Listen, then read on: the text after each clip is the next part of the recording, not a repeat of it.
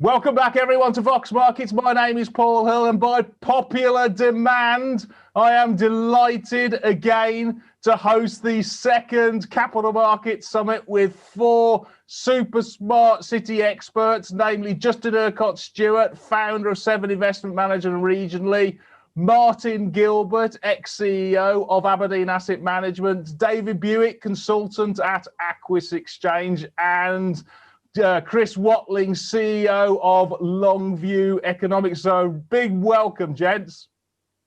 Hi, Paul. Good to be on. And I must admit, a massive congratulations on your predictions from last time. Universally, they seem to have panned out absolutely perfectly. So you've certainly lifted the bar. You've raised expectations for this time. So just sort of like looking into the crystal ball, if we kick off with you first of all, Chris. I think last time we spoke, you were sort of like talking about things like lighted matches and kerosene. You were super bullish on the sort of the outlook for the economy, inflation, bond yields, and all things investment. What's your view now? Well, it's been a pretty good run, hasn't it? Yeah, you're right. It was the idea that the vaccine was the match that you threw onto the kerosene and the stimulus, and off we went. My view actually is we've come an awful long way in 2.5 months. I think we need a bit of a pause. Bit of a consolidation. Markets have become pretty greedy, and if you look at the sentiment out there, everyone was pretty fearful sort of late October coming into the election, which I think was when we were talking, and now sentiment's really quite high, bullish narratives out there. I see lines like we think it's a bubble, we're going to continue trading it anyway, we're not bothered, we don't think it's going to burst as of yet, which to be honest I have some sympathy with, but it tells you about the bullish narrative and so on. So I think we need a bit of a pause, bit of a reset short term, and then we'll get another nice move higher. But just to complete that, if you look at the market since March the 23rd, we're in our sort of third tactical move higher, if you like. We had the first one through to early June, then we paused for a bit, then we went through to early September when tech got very frothy, and then we paused till late October, and we've had a very good run since then, led very much by cyclicals and values. So I think we need a pause, bit of a give back, and a reset before our next move higher into the summer months. And what about you, Martin? I know last time when we spoke, I mean, you again were bullish, but you sort of like specialised obviously on the small stock picking side because, you know, this is a market of specifically stocks, and you've still got sort of like a very highly priced tech sector. And there's a lot of beaten down stuff that is really a long way away from its sort of 24 or 12-month highs. What's your view on how the equity markets might sort of perform, not just in the sort of top level, but just sort of maybe growth and value, or how you see it? I think still value looks the best bet for the time being. I think there'll be massive disparity in performance within indexes. I still think the US looks slightly toppy compared to UK. I like the UK. I like Asia, especially ASEAN. The issue is that stock markets globally are expensive, and it's the only place to put your money where you're not going to lose money over the next few years. So the days of the stock pickers have come back, I think. Yeah, I saw the actual sort of multiples for the US. It's about 22 times forward, and I think the UK, the FTSE is on about 12 or 13 times. Is there a sort of like, first of all, a mean reversion trade, but also is an arbitrage opportunity in terms of if you could pick companies which look similar to the ones in the US, is it likely that they're going to get a similar rating at some point?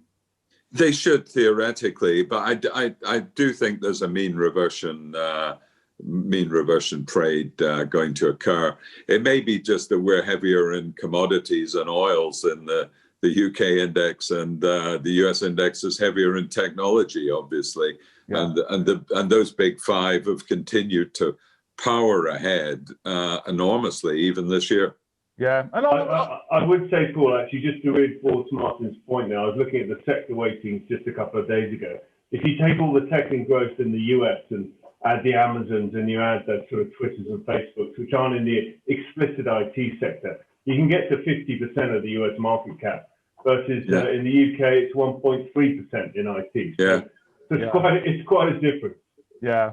And David, last time you sort of quite liked the Asian region, didn't you, as well? You were sort of talking about ASEAN and stuff, but regionally wise, is that a sector you're still looking at, or do you prefer the UK, sort of the bread and butter of the likes of, I don't know, Shell and BP and the financials? Don't like any of them. Basically, they've had a pretty significant bounce from admittedly very low levels, as have our banks. But those are the two sectors, frankly, that I would need to see everybody back at work and the world on a high before I got indulged in those. I very much, I think I'm in Justin's camp that I believe that the 250, if you select stocks carefully and aim, provide massive value. I wouldn't touch the FTSE 100, apart from selective stocks that if we get the sun high over the Ardarm come, say, August, and people can actually fly again, and where I live becomes the marshalling ground of London Airport again, then I feel a little bit more positive. My heart sank this morning when somebody said no Japanese Olympics. I thought, oh my God. But now that they have repudiated that over lunchtime, and there is the possibility of the Olympics, I believe that gives the momentum.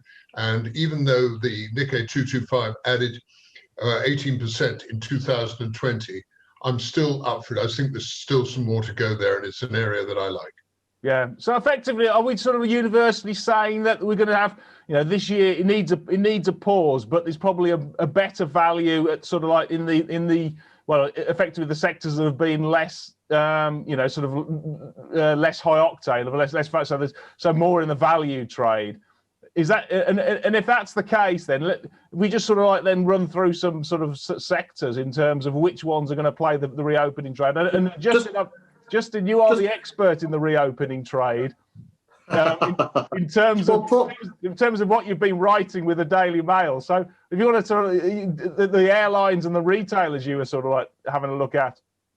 That was called being cheap and available. But the point is, it is going to be very stock specific, this, because we're in a position where we've had lots and lots of really good news coming through. We've had a change of presidency. Whatever you thought about it, it's changed the atmosphere. But the expectation of a huge, great stimulus package and all of that, there's going to be an element of disappointment because there's that awful phrase, better to travel than to arrive. Same with the vaccines. Marvelous vaccines coming through, and we know full well there are going to be other variations and cock-ups in getting it all being handed out and things like that. So there's a lot of very positive expectation. And I think that's probably where you see this pullback now, as people say, well, that's great news, but hasn't quite followed through yet. And so it's going to be really difficult for economies at the moment to get themselves going until they can really say, here is a clear plan. We know the vaccines are working. It's having a significant impact. And that's going to take some time. None of us really know what's going to happen. So as a result of that, therefore, go back to those areas, those businesses, we can sit there and say, despite all of that, actually, I can still see some value here. And I go back to some of my old ones I've always liked in the past. As some of you know, my family background's actually from ASEAN. And my daughter, I think, is probably the primary consumer in ASEAN. So therefore, I'm still expensive family member. A very expensive family member. Be on the payroll for as long as I'm here, I think. But certainly what you're going to find is, they're not going to stop. They're still going to be carrying on. And of course, they're directly impacted by China's growth. And whatever you think about China, it's not going to be stopping anytime soon. Hopefully the new relationship, or there will be a new, better relationship with the Biden administration. It can't get much worse. I don't think there will. I don't think there will. I agree. I think the anti-China feeling's pretty high in America. Yeah, and in Australia, and growing in Australia, quite. And why is that, Martin? Why is the Chinese feeling in the States? Is it because effectively that's where the pandemic started, or is it really just because? No, I don't think it's anything to do. It occurred before then. It was popular. They feel, and Trump, of course, was the one that stirred up and sort of make America great again, put American jobs first. China's taken them all. And to be fair, he was the first person that got China really to the negotiating table. But I think Biden worked out that it wasn't helping him to be pro-China. So I'm not convinced there's going to be a huge change. But like you, I was born in ASEAN, so and so my heritage is there, and I agree with you. The work ethic there is fantastic. Can I just ask one question? Sorry, David. No, can I just ask one question? I mean, it slightly bothers me to the degree that it seems that the European Union has nailed its flag to the mast of China as a trading partner. Yeah. And that may be to the fact that the United States of America may not be too happy with that. I mean, Biden let it be known that he was deeply and irrevocably in love with the European Union, hanging on to Obama's coattails from 8 years ago, whenever it was. But this could provide a very interesting conundrum and could possibly help the UK, because I rather tend to agree with Martin. I'm worried about the fact that we're seeing already this split. I think it was Merkel driven with China, but now that she's going, is this an opportunity where we think that there may be opportunities for here in the UK to do more business with China or more business with the United States? And does that affect our stock picking? Very good point. I mean, I think it's one of the issues that we saw was actually the Trump's inability to carry out diplomacy at all. The Chinese do not react well just being shouted at the entire time. But on the other hand, you don't go kowtowing to them either. The Chinese have got some big issues to try and manage in terms of actually, the structure of their population, things like that, and their agricultural expansion or lack of expansion. They've got some major issues to try and manage. So they have this. There's still going to be a very big issue, but the Chinese economy is growing, and that helps the global economy. But the first people that benefit from that specifically will be ASEAN, in my view.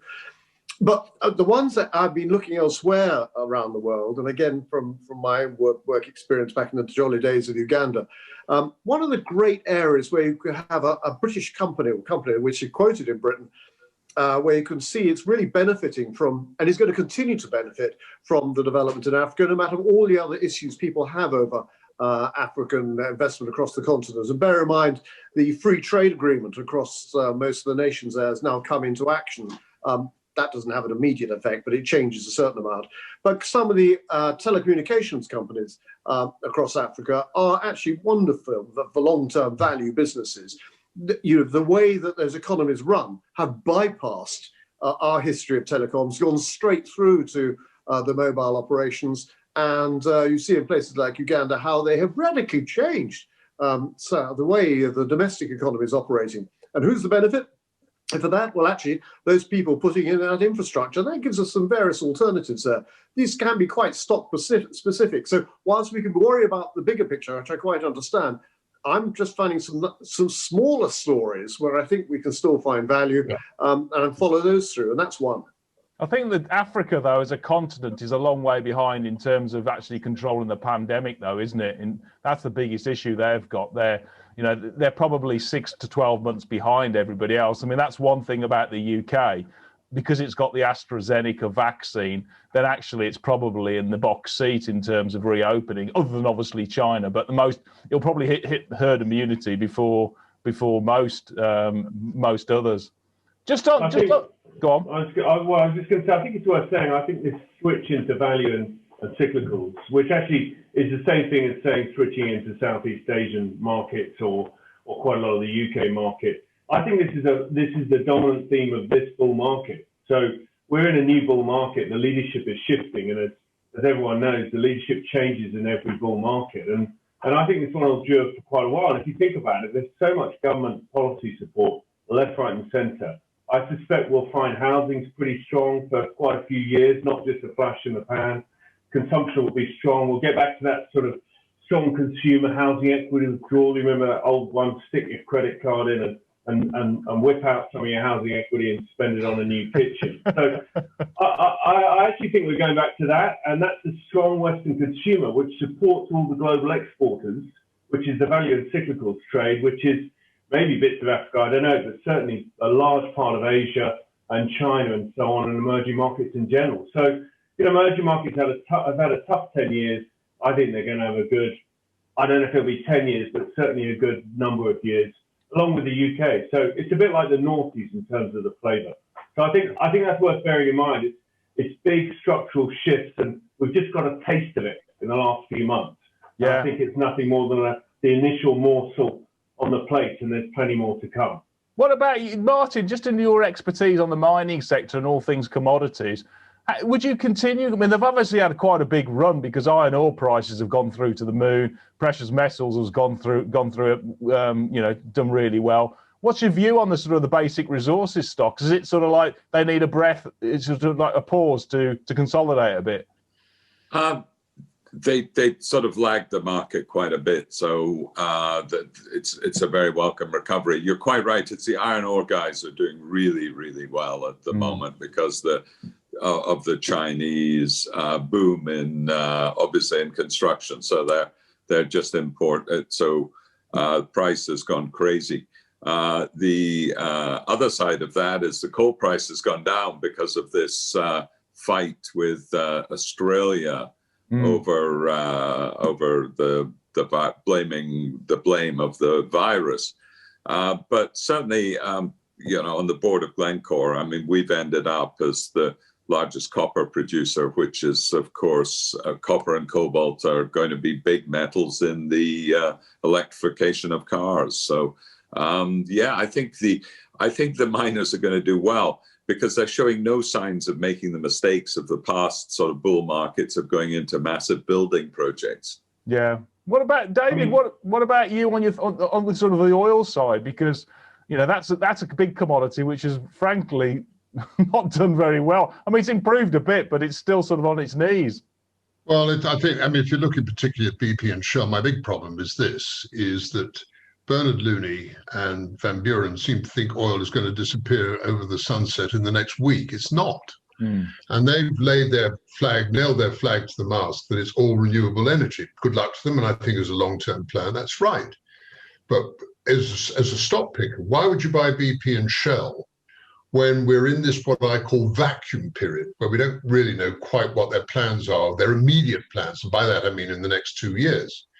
And whether we like it or not, oil is not going away, and nor is gas. But they're not telling the world at large that they're committed to the cause. Now, I think they got down to ridiculously low levels, those two shares. But I think if you've not been on board since the beginning of, say, November, then you probably missed the impetus that you're going to get. And I'd rather pause. And as the old expression go, let the guy have the first nickel and dime, and I'll jump on the bandwagon later. But I would like to see some real momentum behind them. And for me, when you've got the selection that we've got in other areas, whether it be the sidelines of healthcare, I'm not particularly keen on healthcare companies. I'm very keen on biotechs. And if you select the right ones and you're given the right advice, I think there's a huge opportunity. I agree with Justin completely over retail, and Martin's absolutely right. I wanted to ask Martin one question, though, on the question of cobalt. I heard that particularly in the Congo that the Chinese have got their hobnail boots in there already. Is that going to disturb the liberal supply, Martin, that the rest of us are going to require, particularly people like Glencore, who are going to make a real fist of it with the electric cars? Well, we're number 2, I think, globally, and at Glencore, and we've, I think, done a deal with Tesla on the cobalt. So Tesla have tied up a lot of the world's supply. So and there's a stock that's just gone absolutely crazy over the last 6 months. And well, there was a brilliant statistic from Jeremy Grantham 2 days ago, and he pointed out that if you look at the valuation on the number of cars it manufactures and compare Tesla to General Motors, Tesla was on $1.25 million per car, but actually coming off the production line. General Motors on 5,000, so it does show the sort of like the relative valuation difference. Yeah, it's amazing, but cobalt's important, as is copper, obviously, in the batteries. Yeah, Justin, I know you wanted to add to something that David was going to chat. Is that right? No. Yeah, no. It's just actually one of the interesting issues I find with Chinese investments, and you have to look upon it as a longer term investment, but the way they have behaved, the first stage of Chinese investment you see coming through, and it's all quite constructive. It's going into infrastructure and trying to get strategic mining arrangements and oil. Second wave coming through, tends to be much less friendly towards the domestic operators. And the third wave, frankly, almost looks like neocolonialism and gets a backwash against the Chinese. So they're actually beginning to suffer now from what was good, cheap investment coming through to actually now finding a reaction against, actually, we want to have investors in here, but could you just make sure it's not the Chinese? So it is a theme that's has been there for some time, and I've been aware of it in Africa, but now actually beginning to hear more of it outside. And I find that actually really quite fascinating, particularly when you look at some of the deals they had in Sri Lanka and places like that, where I see entire port operations now being taken over by the Chinese because of the deals that were done. This is not good long-term business for them. Yeah. Chris, just on the actual, just moving now, shifting a bit of sectors to the sort of technology, and obviously it's gone through to the moon, and you've had a bit of a pause, but not much. We've talked about Tesla being massively overvalued and some of the renewables. I think NEO, I saw that it had a share price of $4 12 months ago, and it's on 55 now or something. So, these things have gone to the actual moon.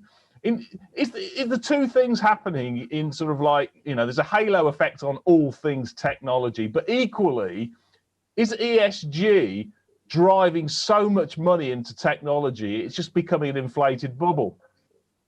Well, it's funny you mention that, because there are certain ESG ETFs whose biggest holdings is the big four tech companies, which is sort of slightly ironic. But no, I mean, I think there's tons of evidence, and you mentioned Jeremy Grantham, he's been talking about it, of frenzied speculation. In fact, quite a few of the great and good of the investing world have pointed this out. And it's pretty clear. We did a study of the SPACs, the IPOs and SPACs, the special purpose acquisition vehicles. These are what the SEC call blank check companies. They list with an intention to buy something at some stage. In fact, the Bloomberg index of the SPACs that have listed with an intention to buy something is up 30% in the last 2 months. These guys haven't actually done anything. But that index is up. We had 248 IPOs and SPACs last year. The year before it was about 50. Most years it's 10. This year already we're on 55. That must have huge Chris, that must have huge similarities to the .com, because I remember 20 years ago there was a massive destruction in capital as people effectively burnt dollars and put it into this, that. And it just sounds, if they're going into SPAC this, SPAC that, and renewable this, renewable that, it just says to me that actually capital discipline is being fundamentally broken. And that is obviously not a recipe for a success story. No. Paul, can I come in there? Chris quite rightly used that. Sorry. Please do. Sorry, Justin. I was just going to say, there are pros and cons. There are pros and cons. And the pro is, yes, as an investor, you lose your shirt because there's kind of craziness. But the con is that. Sorry, the pro is actually what we saw post-TMT is you create all these new technologies and they proliferate. And they can actually have some really quite positive economic society benefits. But yeah, as an investor, you get caught up in the craziness and you lose your shirt often. Justin? No, it's just that lovely phrase that Chris was using was actually reminds me of the phrase which was in the South Sea Trading Company, investing in enterprises which may be appropriate at the time. And we know what happened to the South Sea Trading Company. I'm being slightly facetious, but when it does have parallels with that period of the .com bubble when you see those. All the more reason, therefore, for investors to actually have more discipline and actually look inside actually what's going on and look who actually watching these special vehicles. They can be extremely useful.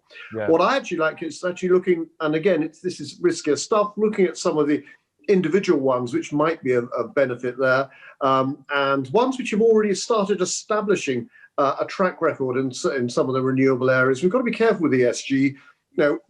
This fashion fad can turn into a tank top very quickly indeed, and there are going to be some excellent stake oil salesmen coming up with some fantastic opportunities to rip people off. But things such as energy storage and the hydrogen development have already got the usage and already proving a track record with various businesses. So this is not something, this is a good idea that will be useful in the future. You could already see something there. And I think that's quite appealing. And there are some companies there which we can invest in, and also some investment trusts that specialize in an area with, again, you can see inside some good businesses. So those are areas I think which can, despite what could be seen as a bubbling elsewhere, could actually provide some real value. But it does need some proper homework to look inside those technology businesses which already do have a track record. Yeah. Can I nip in here for a second? We need to get back to the fundamentals. I mean, going this with what Paul has said and what Justin has said. I mean, in the days gone by, Martin is just about old enough, but I am old enough, that when you came to the market in the 60s, you had to show profits of 7 times. Profits, for 7 one years of those. running. Yeah, exactly. Then we got the dot-com boom at the turn of the century, when the Neuer market, for one, was wiped out forever. Yes. I would venture to suggest, Justin, now that we are a very much more sophisticated investing public now. We don't take things for granted. People are much more cynical about IPOs now because they're looking for value. They don't want the fare to have left town and to us be left to pick up the trash. So when we get these companies coming forward now, I think a lot of very professional work and analysis has gone. And I'm not quite so frightened. I mean, for instance, we're going to be working in a completely different vein now for the next 20, well, I'll be pushing up daisies, that's for sure. But the thing that I find fascinating and interesting is that when you read in the papers, I think last week, hello, blokes, we're short of semiconductors. We've got no chips because phones want them and every other car wants some car makers. There's going to be loads of expansion and terrific opportunity for add-on businesses for some of these huge conglomerates. Maybe I'm talking nonsense, but that's just the way I view it. I just think there's going to be huge capital destruction. There's no doubt about it. Electric vehicles, renewable power, technology is going to carry on growing and grow. And I think the pandemic has accelerated those trends hugely. The problem is you've got a disproportionate supply of an amount of capital being dumped into the sector, and they're just going to be burning pounds. I mean, I see a lot of business propositions. You know what their number one financial metric is? It's nothing to do with the company. It's called TAM, total addressable market. They don't even say how good the company is, what technology, what the management team is, what specific USP they've got. It's all, it's the size of the addressable market. And that just smells to me that people are looking for indicators, how to get a valuation of a particular company. And people are getting drawn into it. That's what we have to learn. You know, when you get to, David and I were talking about this before, some of the investment memorandums you get given when you sit there and these huge, great documents, all they're doing is trying to hide stuff. Frankly, as far as I'm concerned, if I can't understand it, I'm not that bright, but I'm not that thick either. Then, frankly, they're explaining it wrong. Yeah, there are businesses do not have to be that complicated. If they are being that complicated, they're not actually. Then actually, what are they selling me? So I think we're quite right to be cynical. What I do find is, though, that there are now, and this is what's going to happen over the next year or so, a lot more businesses being spun out, coming out, and where I think if we can make sure, and certainly we've seen with David, with Aquis and the developments they've had there to have simpler IPOs and documentation, and hopefully we'll be trying to do something similar, make it clearer for people to actually understand what they're getting into, what the risks are, how they can get in and out, given that these are going to be illiquid, but also trying to find businesses where you can actually see there is a track record of growth. And I'm quite right, I'm not interested in businesses which have just got a strange metric of popularity. I do expect to see some growth there, some profit. And if they can't do that, to me, I'm afraid that's not investing, that's speculation. Yeah, Martin, just on the big picture sort of stuff on the stock market. If you've got, let's just assume you've got a profitable or near to be profitable, company that's in a decent sector. In terms of valuation and attractiveness, would you go for large cap or small cap? I mean, how would you view that? Because I've seen a lot of small caps, and I guess Justin knows this one left, right, and centre because he specialised. He works in there with regionally, and likewise with you, Martin, because you obviously head up now. The sort of River and Mercantile, and also is it Fund? Asset Co. Asset Co.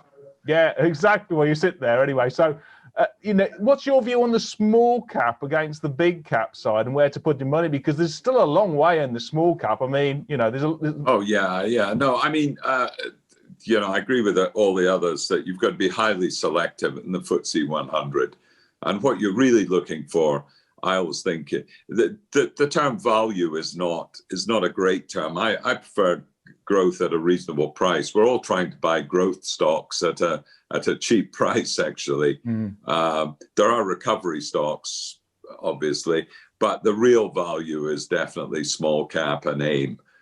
Because it's such an inefficient area, and if you've got any sort of fundamental research, you can make a lot of money in those markets. Great companies, undervalued, just what you really want. Yeah. Have you any specific examples? I mean, I know I've looked at quite a few technology companies, and they trade at sort of like half or 50% of, you know, sort of like what everybody else trades at. So it's sort of like quite interesting. Or is that sort of like working? I'll let my stockbroking colleagues come up with the tips. They're the ones that find the stocks. But I love small cap, and AIM is really could be a great area if we could get some retail demand and liquidity in there, because the benefits of owning AIM stocks are well known in tax terms. Yeah. If we can only get the London Stock Exchange to admit that it's actually no longer a proper stock exchange anymore, but a data collection information, and actually could reform AIM into a proper market, then that would be sensible. I'm afraid AIM is too expensive, highly inefficient, and here's the opportunity for David Aquis to bring in a decent market for us to be able to have. This is an area that needs great reform for, not just for companies to get hold of capital, but for investors as well, to be able to feel they're getting better value. I'm afraid that the charging structure for AIM at the moment for raising capital is outrageous. And unless we do that, as a country, we're going to miss out. Because one of the things Lord Hill's been looking at with the listing alternatives, how come people aren't listing with us? Well, there's a reason. It's pretty expensive and not efficient enough. Yeah. I think that's remarkably important. I was looking at a chart, the FTSE 100 the other day. In price terms, of course, we'll all be aware that it's at the same level it was at the end of 1999. So in terms of wealth creation, the big caps have gone sideways for 20 years. And really all the wealth creation's in the mid caps and the small caps. So I think I would agree. I think it's super important as a country, and in terms of wealth creation, to get that absolutely right, particularly now we're outside the EU. And it looks like there's not going to be financial equivalents. Yeah, I'll throw one big cap stock out there that will benefit from the small cap or small business reopening. It's a accountancy HR firm called, software firm called Sage. And it's been hit because the lots of small businesses have been struggling. But if you do get that reopening trade, then it's something people might want to have a look at. But moving quickly on, just on the top level, asset allocation, Chris. If we get a steepening yield curve and newest treasuries have moved up, is that going to be just like an albatross over the technology sector and the fixed income sector? Because anything with a long duration sort of like fixed payout is really going to struggle in that environment. That'll be the simple way, but am I missing something? Well, that's certainly one way of thinking about it. The other way of thinking about it is, why does the yield curve steepen, and why do 10-year yields back up? And of course, that's strong economic growth and whiffs of inflation around the world. Not to be overly technical, we've priced out the inflation risk premium from the bond market. No one thinks inflation is ever going to happen again. And I think the preconditions are there, so you have to price that in as well. So, what it should do is compress the relative valuation of growth and value/cyclical. So that, and by the way, that's as an extreme as it was at the TMT and indeed the Nifty 50. There goes the cat.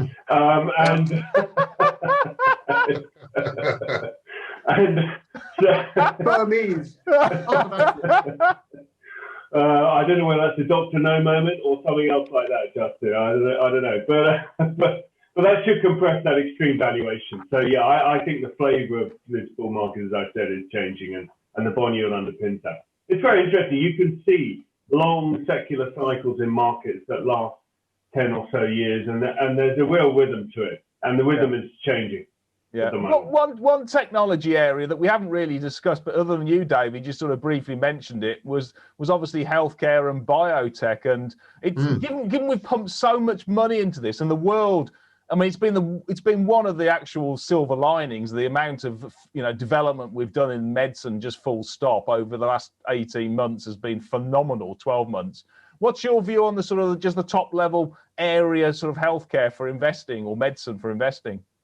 Well, if you look at, I mean, during the course that when this was coming up, I did a little bit of anorak business, and I mean, in the last year, the following big healthcare companies have lost value over the year: Pfizer, Merck, Biogen, Sanofi Aventis, GSK is down 23%. I could understand AstraZeneca. GSK. What? Well, there you are. I mean, well, we know what the reason for that is. Bayer. These are major companies, so you need to be very, very selective. We all know that the major problem with drug companies is the pipeline. Yeah. And what is vogue and what isn't vogue. But it just shows you, I mean, some of the profits that have been made on some of these biotechs, if you select the right ones, we know that you live by the sword or you die by them. So you're buying the seat of your pants. And I think it's a very brave man who goes out there and says, right, buy this, because it could be, as far as we know, be a pup. Yeah. But I mean, companies like in the last year, for instance, Avacta and Ixigo had a terribly slow start. They did pretty well in the last. Maxite, I mean, that's up over about 200%. Trillium, Moderna, obviously for the vaccination point of view. Immunocore, as we know, is going public very sadly on NASDAQ, obviously for the marketing perspective. And Novocyte and Novavax, and they've all made huge profits. But there is an element of being lucky in getting the right advice and being there at the right time. I think you need to be especially selective in healthcare. Yeah. I think to say that we're going to have terrible problems with cancer, cardiovascular problems, all kinds of other skin, everything else, healthcare is a buy. I think you need to be very careful where you are. Yeah. Okay, so rather than buying you could either, I suppose, an ETF if you wanted, or just basically stock pick and just get a. Yeah, but you've got to be right.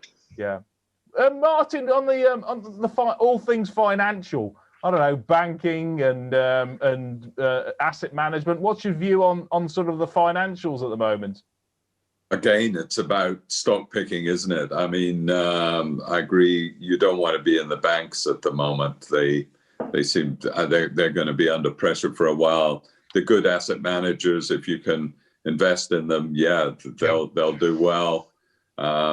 Insurance companies, I mean, clearly there's going to be a massive rebound on claims, so the reinsurers are going to have a bonanza for the next 2 to 3 years just because of the COVID claims and the loss in the Supreme Court. So, yeah, I think.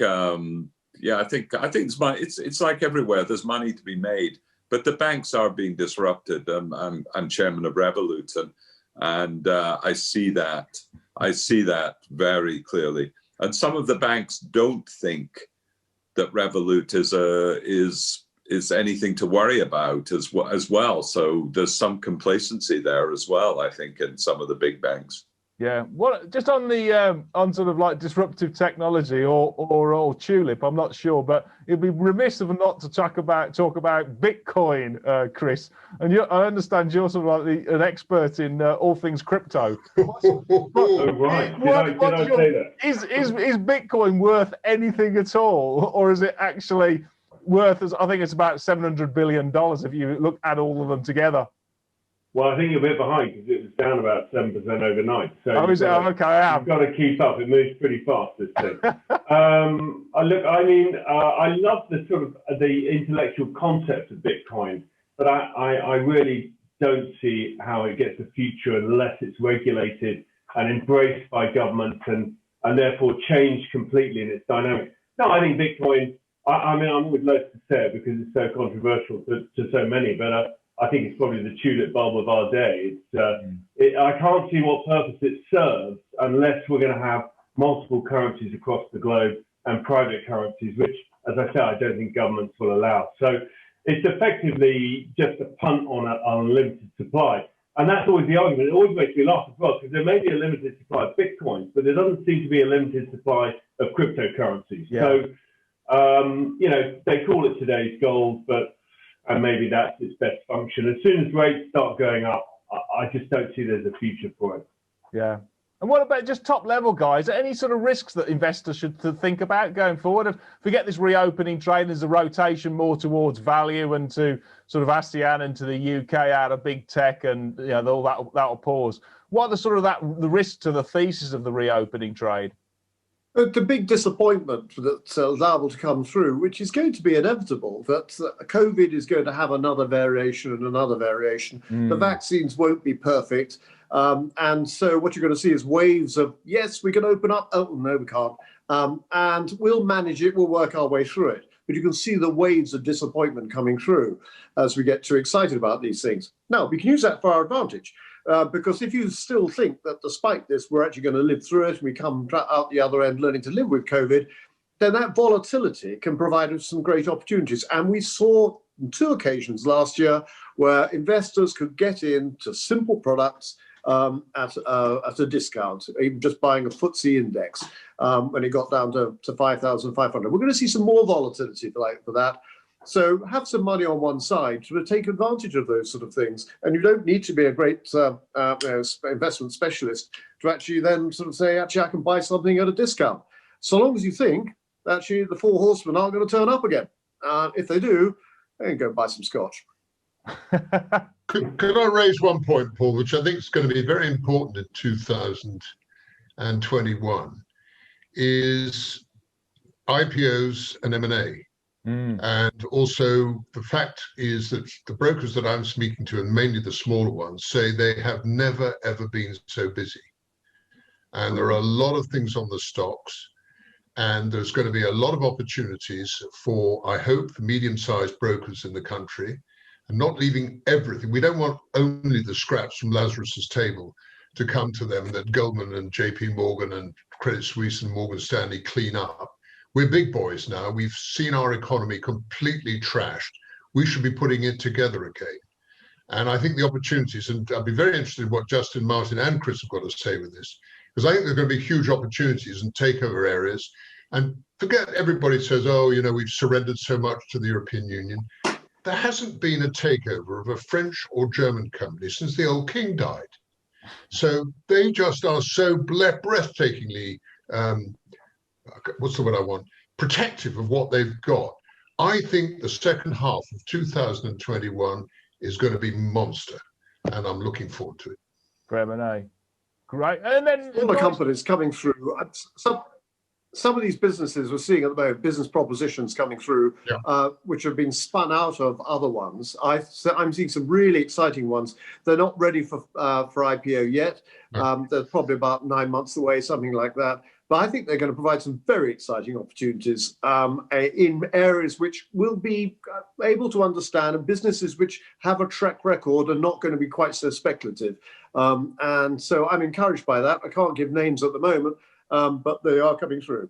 Yeah, I mean, I think we've seen a lot of sort of overseas shopping on AIM and in the UK, and that will continue, no doubt about it. And the other thing which has been really energising all the US bulge bracket banks has been all these SPACs which have come on. I think that moonshotted the likes of JP Morgan's earnings in the first half. But sort of just before we sort of wrap up, if we just go around the table and sort of anybody's got sort of like any sort of like areas that investors might want to put the slide rule over, or whether it's sectors or stock specific. Martin, if you want to start at all, where would you, if I was going to ask you, where would you best put your money now, given the view of a reopening trade and a rotation more towards value? Where would you sort of like put your own cash?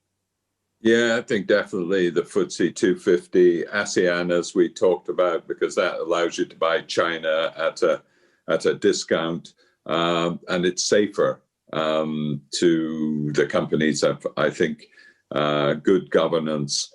So those would be my 2 bets. SPACs, I think, are a liquidity, are liquidity driven. It's a great place for hedge funds to put their money to make a small turn, and I think a lot of them will end up being wound up at the end of the 18-month, 2-year period.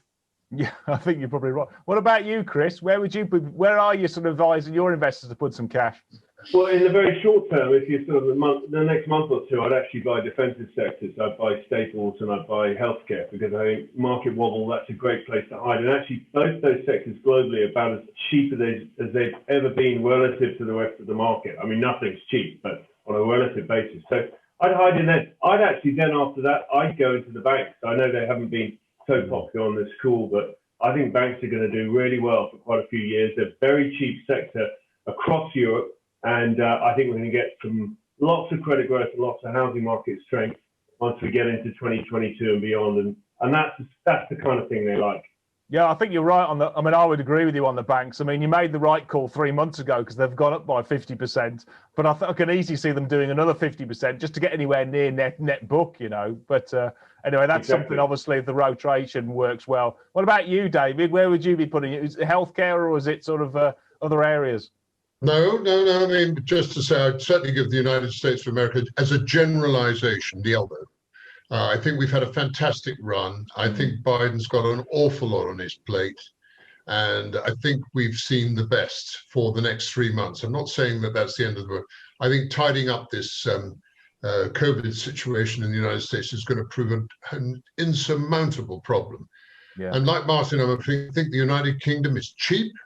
And I think the 250 is where my money would go. And I've also got a very soft spot for Japan. I think they've kept themselves in pretty good order. And if they get the Olympic Games and the fact that they've got regulation tidied up, I'm very happy with that. But talking about healthcare, very much always look and love and sort of start salivating at the prospect of looking at biotechs, making sure that you're in the right area. And I think if you're around vaccination at the moment or oncology, you're not going to go far wrong.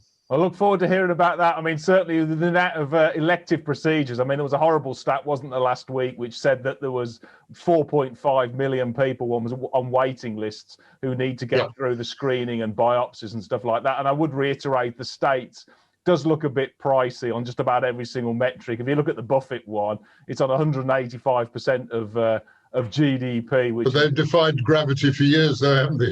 Yeah, I know. Yeah, and the other thing to think about, which we haven't mentioned for a risk, is such that if Biden does decide to increase corporation tax, if you were being intellectually honest, then it boosted EPS by 10% when Trump reduced theirs, and if it's reversed, it's going to take it down. And that's not baked into estimates because they're saying that EPS for this year is going up by 22%, and in 2022 it's going up by 15-16%. So there's no effectively, baking that one in. So what about you, Justin? Where would you be putting your cash? Well, for a more secure, longer-term one, a nice ASEAN ETF, and that's going to go into my daughter's pension. Lucky thing. But actually, for a punt, I quite like my African Airtel, and because I can see that there's a nice business there, and I can see that growing. Yeah. What about a manufacturer of cat boxes? No, I have to understand. These are Myanmar cats, i.e. Burmese. This is all okay. I forgot about that. You don't put them in cat boxes at all. Okay, guys, I really appreciate fantastic insights again. I think overall, then, in summary, we see sort of like a pause in technology. We don't really believe in Bitcoin. And then there's value elsewhere, but you've got to be very sort of like stock specific and in sectors you're looking for. So best of luck, everyone. And thanks, guys.